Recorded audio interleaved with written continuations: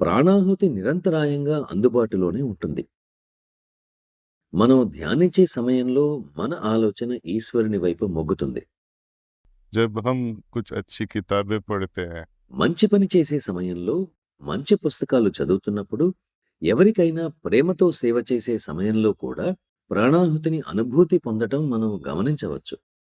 ఈ మధ్య 40,000 గ్రామాల్లో మన వాలంటీర్లు, ప్రిసెప్టర్లు వారి సేవలందించారు.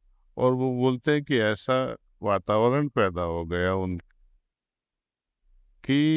जैसे भंडारा होता है बड़े गुरुओं का। ఉన్నత గురువుల స్మరణలో నిర్వహించే భండారాల్లో నెలకొని ఉండే వాతావరణాన్ని ఆ వాలంటీర్లు అక్కడ అనుభూతి చెందినట్లు చెప్పారు. ఇక్కడ ప్రత్యేకత ఏంటంటే, మన ఆలోచన భగవంతుని వైపు మళ్ళినప్పుడు ప్రాణాహుతి తప్పక లభిస్తుంది. ईश्वर का ख्याल करना और ईश्वर का ख्याल करना 2 लोगों के बीच में बहुत फ़र्क होता है। మనుషుల్లో భగవంతుణ్ణి తలుచుకోవడంలో 2 విధాలుంటాయి. మీరాబాయి శ్రీకృష్ణుణ్ణి తలుచుకోవడం, మనలాంటి వారు శ్రీకృష్ణుణ్ణి తలుచుకోవడం మధ్య ఎంత పెద్ద తేడా ఉంటుందో తెలుసు కదా! जो भक्ति से जो याद करते हैं, భక్తితో, తపనతో భగవంతుని స్మరణ చేసేవారికి లభించే అనుభూతులు చాలా వేరుగా ఉంటాయి.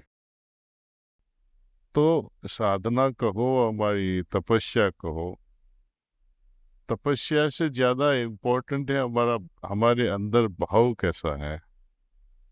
సాధననండి లేక తపస్సనండి, కానీ తపస్సు కంటే ఆ సమయంలో మన వైఖరి, మనోభావం చాలా ముఖ్యం. హృదయంలో తపన, భక్తి భావం, ప్రేమ నిండి ఉంటే భగవంతుడు స్వయంగా మనల్ని వెతుక్కుంటూ వస్తాడు. మనం భగవంతుని వెతకనవసరం లేదు. హృదయాన్ని పవిత్రంగా మలచుకోండి. అంతా సవ్యంగా జరుగుతుంది.